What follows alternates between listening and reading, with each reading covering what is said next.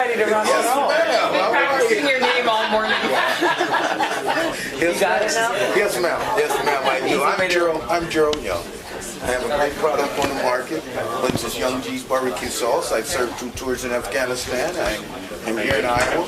I've traveled to China several times with Swallow, the Iowa Association in Education, with business, education, business development, and it's also an opportunity for us to expand and live our dreams.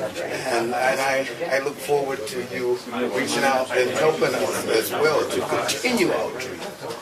We're going to face some obstacles, true enough, but you can clean it up for us.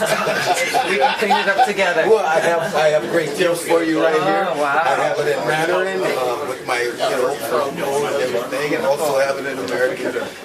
So this is a great gift from Iowa on behalf of my wife and I with Young G's and Swallow. Thank you very much. Thank you so much. Welcome to Iowa. I'm Welcome. from China, and this is my program called Youth Leadership to bring young leaders for future U.S. politics, business. And I admire your inspirational story. And I brought here to China and other countries to build up Iowa business. And I look forward to heading to Hawaii with it as well. That's why, Especially during the winter, well, right? especially during the winter. It's an all-year-round product, and I really thank Mr. Yan right here for giving me the opportunity to share my love and friendship with those that's in China, and I will give it also to Hawaii as well, because it's enough love to go around. Absolutely. All right. Well, thank you for your yes, service. Ma'am. Thank you so much. Nice to meet you. Thank you. Yeah. Hi, Tulsi, nice to meet you. Nice to meet you. Steve Cambridge. No, I was my good photo. I think a good photo. Good morning. Very good photo. Good morning. Larry. Nice to meet you, Larry. Hi, Tulsi. How are you? Nice to meet you. Hi, actually, my wife couldn't come, but she gave me a home for YouTube. It's a nice life. Yeah.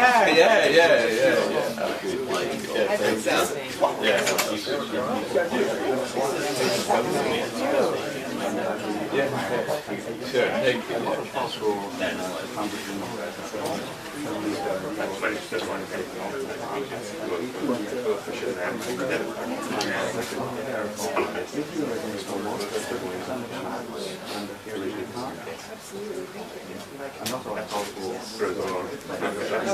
Great family. Nice to meet you. Congratulations. But when we come back, I will get a flavor this one. Nice to see you. Morning.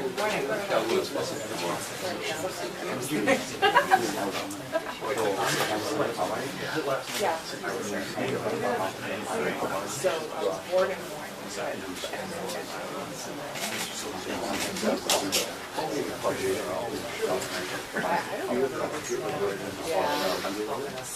Maybe I'm not sure what it is now.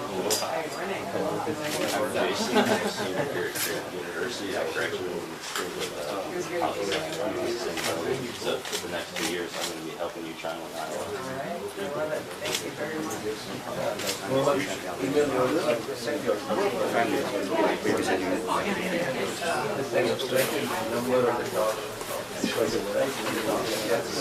My email. No, that's your number. That's my one item. You want me to put one up?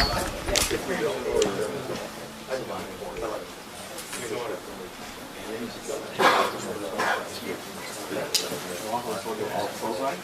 This program is for youth leadership. And I want to. Oh, that's nice. And you can write students. And Yeah, sure. Yeah, I think. thank you. They couldn't come connect this morning from class, but they were planning to come in the last end of night. Yeah, I know. Had some flight problems. Thank you. You want to put this one in the local channel?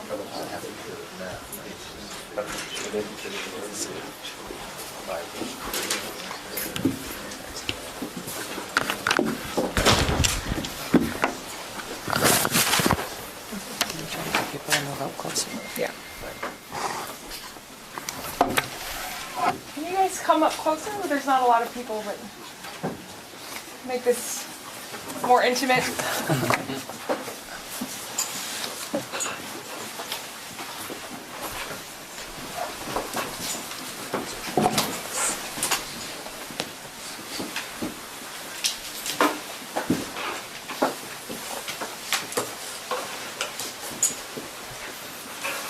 Good morning, everyone. Welcome to the, I would say, Tulsi 2020 or Tulsi Now campaign. And I'm here in my friendly capacity, more than Asian and Latino coalition capacity. And thank you, everyone, for coming. The good news is we are halfway through the state fair. So we are past 6 months, another 178 days this morning. And the weather will warm up, and 36 days to the spring. So that's the good news. That's how Who's counting, though, right? Yes, who's counting. So thank you, everyone, for showing up here this morning and for the lively conversation in Iowa.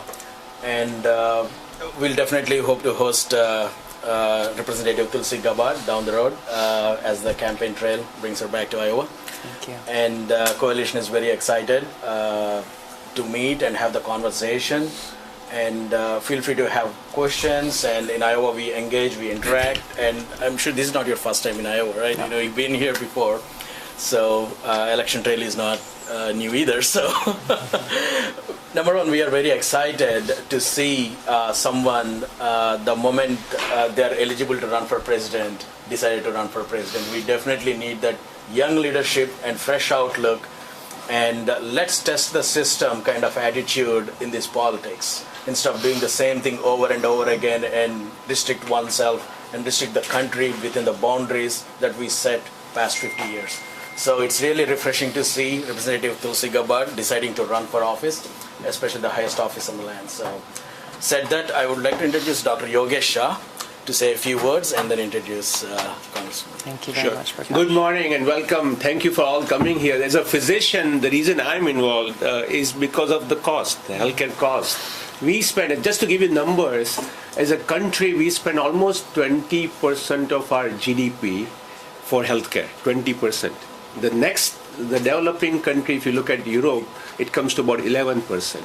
So we spend a lot more for our health, but we don't get what we spend. And just to share other numbers, that only 20% of our healthcare is through clinician's office, through my office. The rest of it comes from our zip code, where we live, our behaviors. So I do feel health is important. So thank you for coming here to Iowa. Love to hear your views about overall everything and hopefully on health also. Great. Thank you. Yeah. Now, please have a conversation and let us know what to do. Thank you. Thank you so much, Prakash.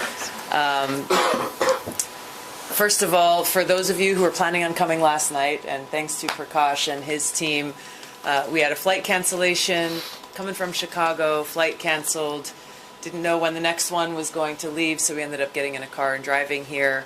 I know you all had put in a lot of work, and there were a lot of people who were planning on coming last night, so thanks for shifting and being flexible and being patient. So, the Asian Latino Coalition, if you have questions or if you're not familiar with the work that Prakash and Mitch and his team are doing, making a big impact here in Iowa, in local issues, local races, and obviously getting involved here at the national level as well. So thank you for your leadership. Thank you, Prakash. Thank you. Aloha. It's great to be here, great to be back in Iowa, and nice to gather here early this morning with all of you. Even with the glitches in the travel, we adapted and we overcame. There's a lot of issues. You brought up healthcare. that I know we can get into and that we can talk about, many challenges that we're facing in Washington, but really the core of these problems and of these challenges really come down to the same thing, come down to the same root cause of the problem, which is the corruption of spirit that we are seeing in our nation's leaders. We're seeing special interests, a professional political class, people in positions of power who are acting for their own self-interest rather than for the interest of the people. So whether you're talking about health care, or you're talking about education, you're talking about the banking industry, the financial industry, you can go down a list of the many challenges that we face, and at their core, we are seeing this issue of self-serving politicians and leaders who are acting for their own interest, more power, more money, whatever the case may be, to the harm of the people. And that's what really needs to change. I'm a soldier in the National Guard. I'm served now for almost 15 years.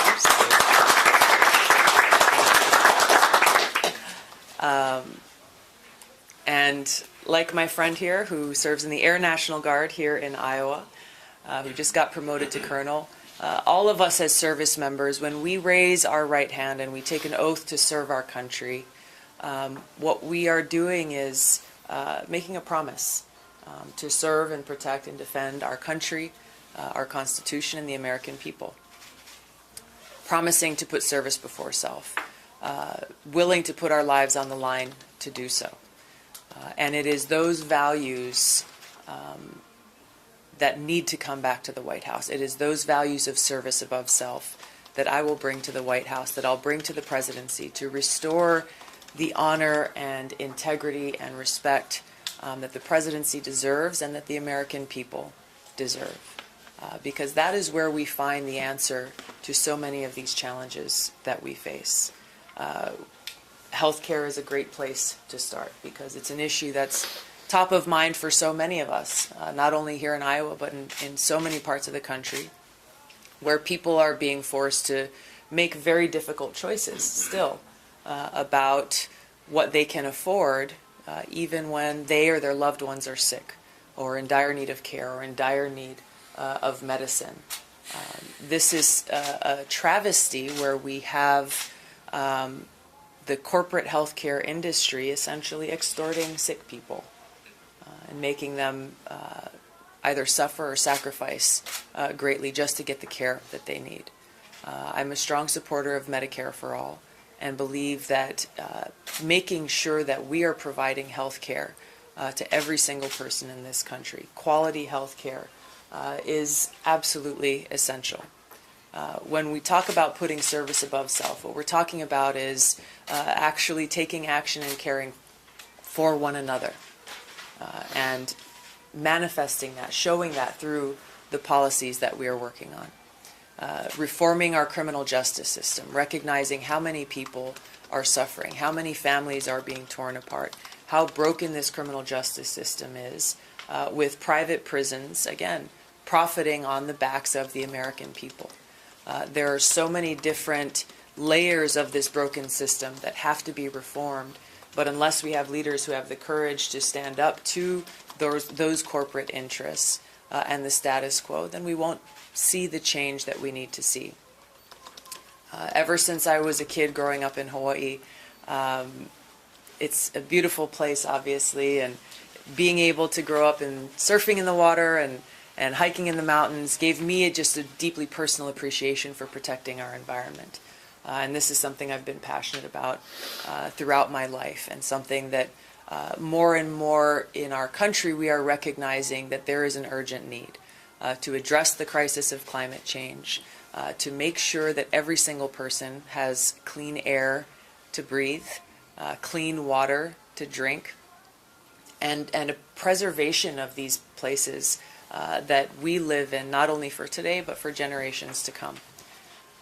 When we have leaders like those who've been appointed to head Department of Interior, those who've been appointed to head the Environmental Protection Agency, who are not interested in protecting our environment or in preserving those open spaces, and instead are essentially acting as a spokesperson and an actor for the corporate interests rather than the interests of the people are exactly the problem. This is exactly the kind of thing that we have to work together to take on and to overcome and defeat. There's a lot of different issues that we can talk about and that we must address, but there's one issue that is central to the rest. As veterans, I know we have a few veterans here, we know firsthand the cost of war. Not only on our veterans, not only on our brothers and sisters in uniform, but on every American.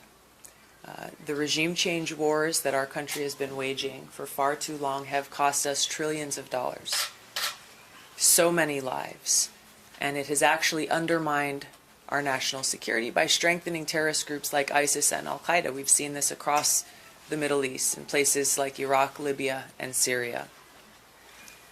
When we look at the trillions of dollars that are spent there, dollars that are taken out of every one of our pockets, and we understand the urgent need for those resources right here at home, then we see how our priorities in this policy are screwed up. That we need to end these regime change wars so we can invest these resources in the very real needs of our people right here at home. An even greater issue than that, however, now is this escalation of a new Cold War with increasing tensions between the United States and Russia and China, the other nuclear-armed countries. President Trump withdrawing from the INF Treaty is escalating this new Cold War and really exacerbating a new nuclear arms race, not only between our two countries, but in other countries around the world, creating a situation where we are facing a greater threat of nuclear catastrophe today than ever before in our country's history. Just a year ago in Hawaii, we experienced how real this threat is. Obviously, being in the middle of the Pacific and our proximity to North Korea's nuclear capabilities, there was a missile alert that came in, causing the people of Hawaii to believe that we had just minutes to live. And it's hard maybe to imagine, but this was something that was real in that moment, where families were, piling into a car, driving towards the mountains, trying to see if they could find a cave or somewhere to seek shelter.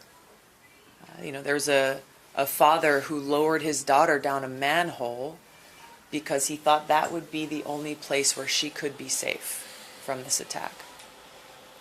But the reality is that this is not a threat that's just limited to Hawaii because of North Korea. This is a threat that's real for every one of us, both here in Iowa and in states and communities across the country. And it's something that we have to take seriously, both for the cause of peace, for our future, and as we look at the limited resources that we have. So these are things that I'm committed to addressing as President and as Commander-in-Chief, to end the regime change wars, to de-escalate these tensions, to end this nuclear arms race and lift us from this threat and address these real issues that we have here at home, that our families are facing, that our children are facing, and that we must address in order to have any hope of a bright future that we all desire and want, both for ourselves and for future generations. So I appreciate the opportunity to share that with you and look forward to your questions. Thank you. Thank you very much. Now we'll have a few questions from everyone, including press, and keep the questions brief so that we can get more answers, a lot more in the answers, and we'll be out of here by 8:30. That's the target. So please go ahead. Yes. Please go ahead, Cal. How should we modify? What is our responsibility in Syria going forward? We should allow the Syrian people to determine their own future. Our troops that are there currently and who have been there under the authorization by Congress to defeat ISIS. That mission is largely complete. The argument that's been made by some in Congress and by some in the administration is that we should keep our troops there to counter Iran. There is no legal authorization for them to do so. and therefore I think our troops should come home from Syria. Should be done in a responsible manner, so that the Kurdish allies that we have there in the northern part of Syria, who've essentially been the most effective ground force fighting against ISIS, are not left to Turkey's slaughter. Turkey has a history of coming in and attacking the Kurds and has already threatened to do so. So it should be done in a responsible way, but I believe our troops should come home. Yes? Hey, returning home veterans after serving, how would you help the backlog on, the disability, claims that's in, and they decide to start their own business, and what kind of incentive they get as far as, small business growing? We know a lot of, SBA, Yeah. The vocational rehab, or what have you, and then there's when certain aspects of the vocational rehab, you're there, but you're not all the way there, and they're cut you off. What is it that you would do to help veterans achieve their goals once they, return home for putting their life on the line? Yeah, and thank you for your service. Yes, ma'am. There's a few systemic problems that exist within the bureaucracy. I think the area that you're focusing on in empowering our veterans, when you lay down the uniform and you come home and you're making that transition, it's important that that transition is seamless and that you know exactly what opportunities and benefits that you have available before you. That system is not streamlined, nor is it seamless right now. There's a lot that people have to wade through as you go through that transition, and it's not obvious or clear where all the benefits are. There's a big book that the VA will give you and say, here's a list of all of your benefits, sometimes hard to wade through. But then, as you mentioned, there's benefits within the SBA, U.S. Department of Labor, and a number of other federal agencies. So making it so that there is a hub, a one-stop shop for veterans to see, hey, here are the opportunities that are available to us, and here's how I can maximize those opportunities, I think is really important. I think it's also important for the federal government to kind of recognize and get with the times and see that there's opportunity to provide some flexibility and options for veterans on how to take advantage of those benefits.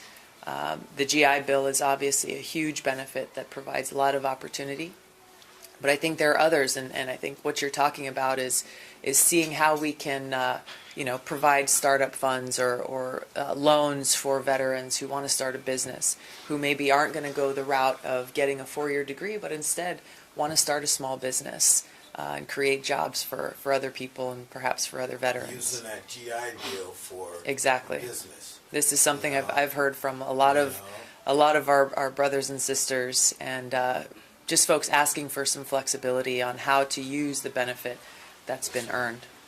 Thank you, sir. Thank you. Manish?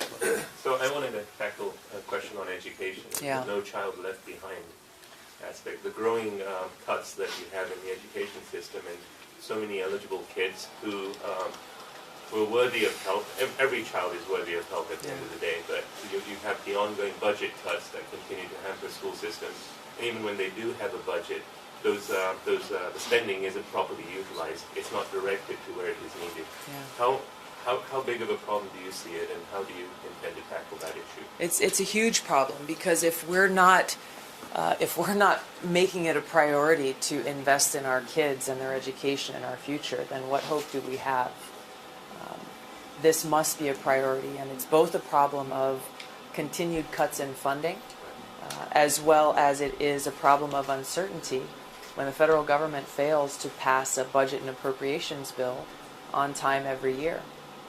I just met with some teachers and principals last week from Waianae in Hawaii, who were talking about this very thing, that they can't hire the people they need to hire if they don't know that they're going to have the funds to do so. And it is the school counselors, it is the teachers, and those who are mentoring and helping these kids get through get the education and tools that they need. And they have great ideas. They're making do with what they have. In Waianae, for example, they are already starting to set up vocational training for kids in their school, providing them with mentorship and counseling to either get a 4-year degree or actually get skills that they will need to immediately enter the job market, helping them set up small businesses while they're in high school. A lot of innovative ideas, and essentially to make sure that our kids have the tools that they need to pursue the path that they choose in their life. But we can't do this so long as our leaders, our federal government, is not making it a priority to invest in that education and ultimately to empower the teachers in different schools, in different places, to provide it. Thank you. Two quick questions. First is that it took me 18 years to become U.S. citizen, and there are a lot of difficult parts. And I want to ask you that how can you make legal citizenship path easier and not so much politics? Second question is that the very limited H1 working visa make most talented, educated young international people chase home, and they cannot find any opportunity, or American economy cannot best utilize their talents. How can you resolve the issue to keep young, talented, educated, technical people in America to help American economy? Yeah. Two important points. Our immigration system is completely broken. There's no better way to sum up the problem than that. The backlog in applications, both for green cards and for citizenship, the fact that it takes so long for people who are going through the process is something that has to be fixed. There's no single solution that will fix this problem because we're dealing with an immigration system that is archaic and out of date and has no real relevance to the country that we live in today, nor how to address both the challenges and needs and the opportunities that we have in this country as well. One of the disconnects that I think feeds into your second question about keeping local American talent, keeping our kids here, and utilizing what they have to offer in our economy is the disconnect that I see too often between our educational institutions and the job market and our economy and the needs of that economy. So we have too often people who are graduating from college with either a bachelor's degree or master's degree or both, and they're not able to actually get a job. I think having more synergy between the needs of the job market, both today as well as projecting what are they going to be in 5 years, and 10 years, and 15 years, is going to be essential to make sure that we are meeting those needs with people here at home. So my question is, does it seem to you that there's a bit of a double standard in how the media covers what's going on in Saudi Arabia and Yemen and the situation in Syria? And it seems like I read a lot of articles that say, like, oh, is Tulsi pro-Assad? And I'm like, no, of course not. What? And I obviously know you don't, but my question is, how do we reach out to people that maybe we feel are being misled by how the media tries to portray your position, and show them that it's a strength that you actually went to Syria to find out the truth in person, and you investigated, and these characteristics are things that we want in a leader and a commander-in-chief. Yeah. There are brutal dictators in different parts of the world. Assad is one of them. His actions against his people must be condemned. However, U.S. policy, U.S. foreign policy should not be that we are the world's police going and overthrowing dictators around the world. We've seen throughout history how this policy has been destructive, increased the suffering, increased the loss of life and devastation for people in these countries, in countries like Iraq and Libya and Syria. And it's also proven to be counterproductive to our national security and our interests here at home. What to speak of the cost in resources, the cost in lives. As I mentioned earlier, the money that is spent to wage these wars that is so desperately needed here at home on things like education and infrastructure and healthcare. The issue of Saudi Arabia and the lack of honesty and real coverage, I think can be attributed to a number of reasons, but Saudi Arabia has bought and purchased influence in Washington. They fund a lot of think tanks. They pay a lot of money for lobbyists and influencers in Washington to try to squash really the telling of the truth about their human rights violations, the atrocities that are occurring within their own country and how people are oppressed, women are oppressed, religious minorities are oppressed. What to speak of the genocidal war that they are waging with the United States support in Yemen, killing tens of thousands of people and causing millions more to starve and suffer from diseases like cholera, creating the worst humanitarian crisis in a generation. Again, this is something that I've focused on in Congress to end the United States support for Saudi Arabia, for that and many other reasons, to stop selling them weapons, which have just recently been reported publicly that Saudi Arabia is taking the weapons we provide them and handing them off to Al-Qaeda in Yemen, the very same terrorist group that attacked us on 9/11, the very same terrorist group that we are supposed to be working to defeat as a country. So the best way to spread the truth is to continue to share the truth, because there's a lot of misinformation out there. And when we speak this truth to power, this is how we can make change. Thank you. Thank you. Questions? How urgent is the need to address climate change? What do you think of the Green New Deal, and what should we do going forward? It's extremely urgent.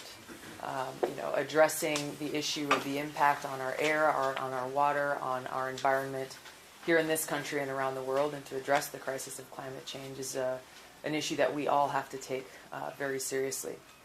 I'm still reviewing the Green New Deal. I think there are some positive aspects to it. There's a lot that's vague and that's not clear. So as I'm sifting through it, I'm trying to figure out exactly what is included and what's not included. There are some areas of concern. Nuclear power is an issue that's not addressed or mentioned in the resolution, nor is fracking. So I'm going through it. There are some other things that I'm concerned about.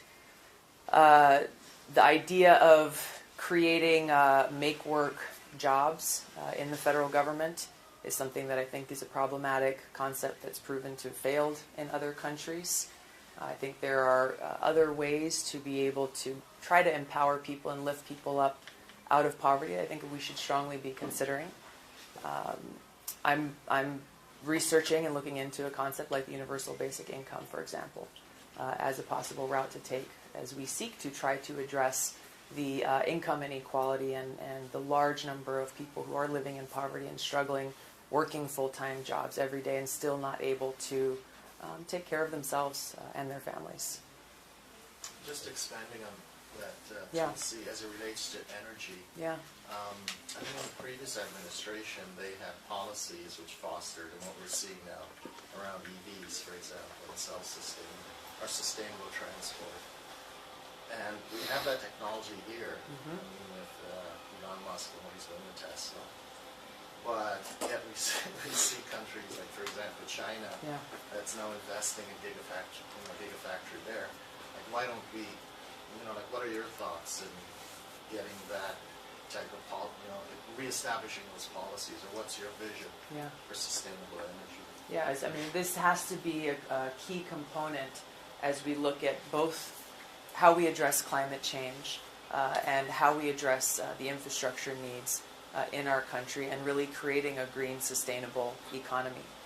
And so the policies of, obviously at the government level on our environment are critical. Making those investments in infrastructure that are clean, that are sustainable, is essential. And also investing in training and job opportunities for people to be able to work within those industries. All of these things are essential as we look at how we tackle this in a very comprehensive way. It's been great to see how what Tesla has done has inspired other entrepreneurs and other businesses to also come up with innovative new ideas, and the excitement and energy that's going into this new green economy and the domestic opportunities that that's creating So our government policies not only need to catch up with that, but see how can we foster a positive environment that will help fuel that energy that is already there. Prakash, can I ask a question? Sure, please. So I'll go back and ask the question about healthcare. So as you know, all top 30 developed countries have some form of universal healthcare. So Medicare for all makes sense. How would we pay for it initially, and how would it look like in next 10, 15 years? Yeah. You know, I think this is the big question around Medicare for all. The fact is that as Americans, we pay more for health care now than we would under a Medicare for all system. What's changing is who is getting paid. So by taking away, you mentioned, the small amount essentially that goes to the providers, the largest chunk of the cost of health care goes to the administrative costs and to the insurance companies and the pharmaceutical companies. So if you look at the Medicare for all system, rather than writing a big check to the insurance company, be writing a smaller check to the government to provide this Medicare for all system. Obviously, right alongside that, you have to address the high cost of pharmaceutical drugs. I think it speaks to the influence of Big Pharma and their lobby that still, to this day, Medicare is not allowed to negotiate with pharmaceutical companies to bring down the cost of drugs. This is allowed within the VA, but even as the Affordable Care Act was written, originally it was in the bill saying that Medicare could negotiate their prices down, and before the final bill came out, it was taken out because of that influence of Big Pharma's lobby. We've introduced legislation to address that, legislation to allow the reimportation of these pharmaceutical drugs from Canada at a much cheaper price. So it's got to be approached from a few different perspectives, but to me, the model of Medicare for all creates actually a lower cost opportunity when you're looking at what is the cost to the American people. Thank you. Thank you. Questions? Manish? So I have to tackle this delicate subject. Certainly in my household, I have 3 ladies, and it becomes a great topic of conversation. We're all pretty much aligned on this topic, but when it comes to women's rights, women's rights. Do you have options? He said. That's right. I don't have options. Do you really have a say? Women's rights, and you look at, we're in a nation which was founded in pursuit of freedom. Yes. And here we are 20 years into the 21st century, and we're still discussing that same subject in many ways. And I find it pretty shameful that a country as advanced as this is still talking about what women can and cannot do with their bodies and their lives. That's right. How do you intend to tackle this very complex subject, or at least something that we've made very complex? By continuing to speak out not only as a woman but as an American for the freedoms that we all have and that we must preserve. I think it's become very clear that we cannot be complacent and think that the progress that's been made is there to stay. So those threats to those freedoms are obviously continuously being posed to women and to the advances that have been made, and why we can't afford to stand by and do nothing and allow those rights and those freedoms to be eroded. I think we've seen a lot of energy, a lot of activism, and a lot of people getting involved in the political process. Maybe for the first time, a lot more women ran for office this past election cycle, I think, than ever before in history. And a lot more women got elected at every level of government. So this is an issue that you rightly put does not just affect women, it affects all of us. It affects our families, it affects our society. And we have to stand together to make sure that we truly have equal rights, not only for women, but for our LGBTQ community, that we ensure that we are protecting our freedom of speech, our freedom of religion, standing up and condemning the kind of bigotry and hatred and violence that we are seeing perpetuated throughout different parts of our country and in the world. We can't afford to stay silent in these things. There's far too much at stake. my last question is, how would you handle the tariffs? You know, China is one of our greatest allies. We export, import a lot of product through back and forth with China. How would you handle the tariffs? That's the trade war. I'm sorry, the trade war that we have with China. And you know, I mean, it's a great opportunity to export American products over to other countries, and this is really have got out of hand. I mean, I think the uncertainty that the current tariff and trade war has caused to our farmers, but also those in the tech industry, people in a lot of different industries, manufacturing industry, is wreaking havoc and causing a lot of harm to American businesses and American workers. The trade imbalance that exists between the United States and China must be addressed, but the approach that this president is taking in essentially waging this trade war with China, I think, is dangerous. It's dangerous for our economy, but it's also dangerous because these economic and trade wars can easily spin out of control and turn into an actual military war, an actual hot war. This is where we have to have the foresight to see that if we allow this to continue to spin out of control, where doesn't seem that there's any real plan to get to a point where we're able to balance the trade deficit and have a positive trade relationship, then it can only lead in a negative direction. Yes. I'll ask a question. Sure. Related to that, normally when the country's growth is spoken, or economy, Wall Street, corporates, digital economy, something big we are missing is rural America. They are totally left out of conversation. I've been traveling in the rural Iowa quite a bit, and the only time the rural America came into conversation was in the trade war, and they were thrown straight under the bus. What is your plan for rural America, and how can they be part of this digital revolution and the new economy, at the same time restoring and developing and growing on their farm economy? I think it's really just seeing the opportunity with technology, with this new economy, that is not isolated to places like Silicon Valley or Austin, Texas.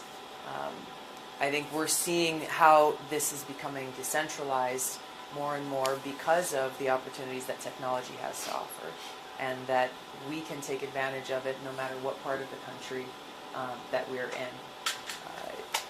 I think one of the challenges in the rural parts of our country, and I've heard this from a lot of different farmers, is I think the average age of a farmer here in Iowa is over 50 years old.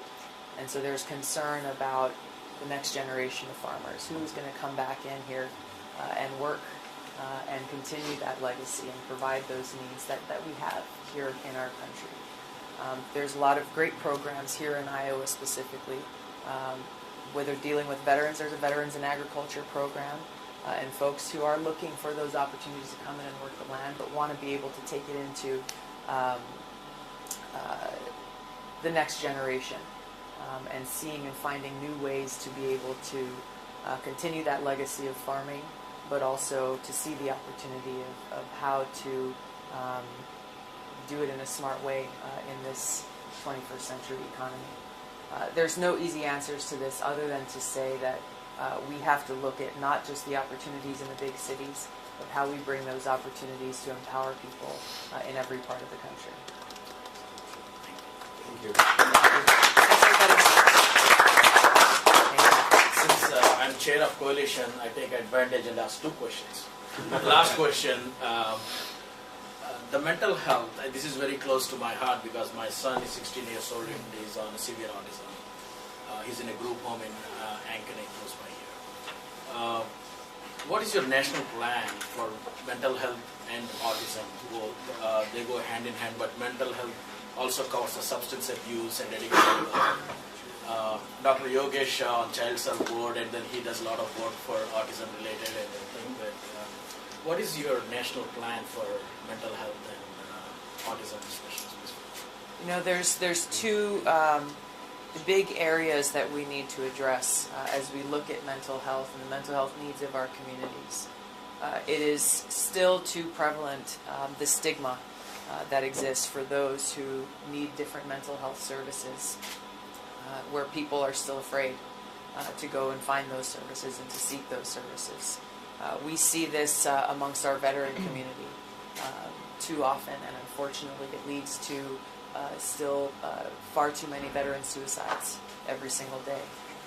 So lifting that stigma and recognizing that mental health is essential to physical health. It's essential to the health of every single person, and prioritizing that in our healthcare services, in the resources that we're providing in our schools for kids who are going through K through 12, but also beyond and in our communities. There's a huge shortage of mental health providers, I know, in our community in Hawaii and in different parts of the country. And that's, again, speaks to the investment and the need to prioritize these services to make them available for people, and seeing that as an overall part of our overall healthcare needs for our people. Thank you very much. Thank you.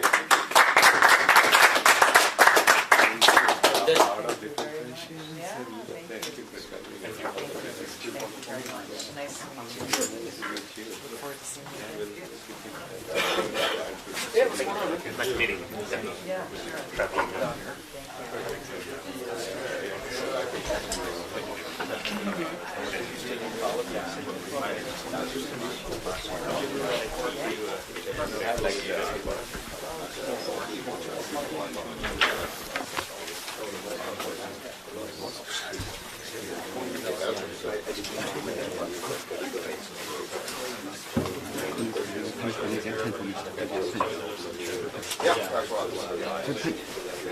Marker.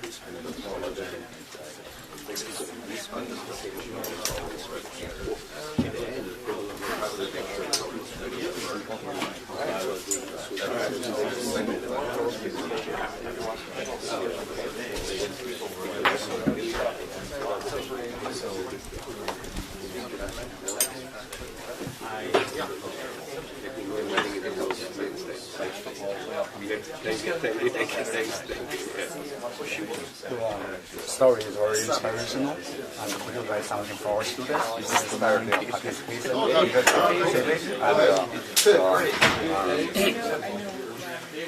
for our students.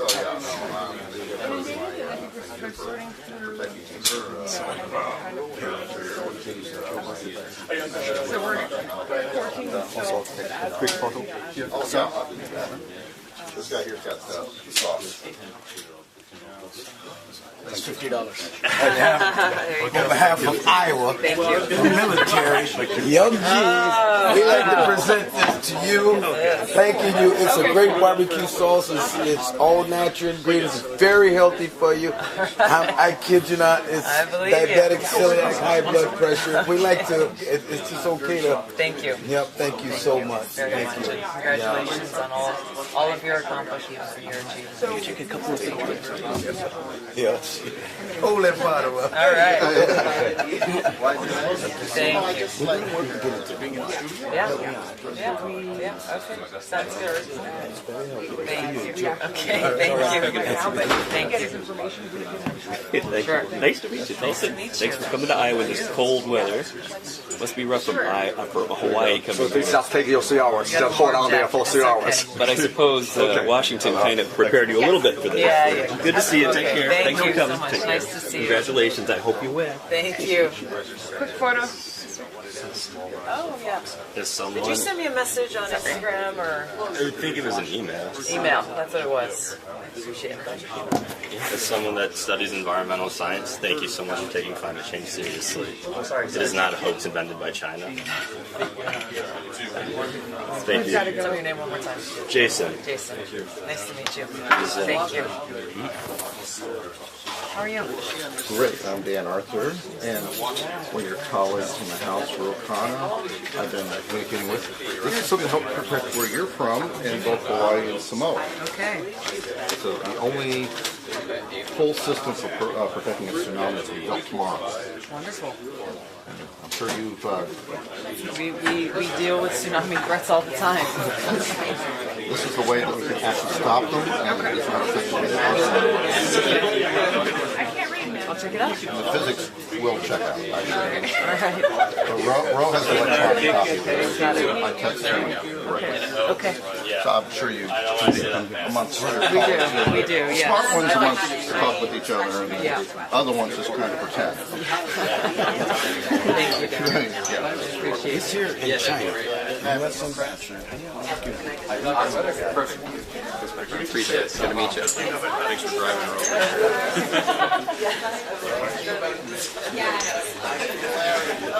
over.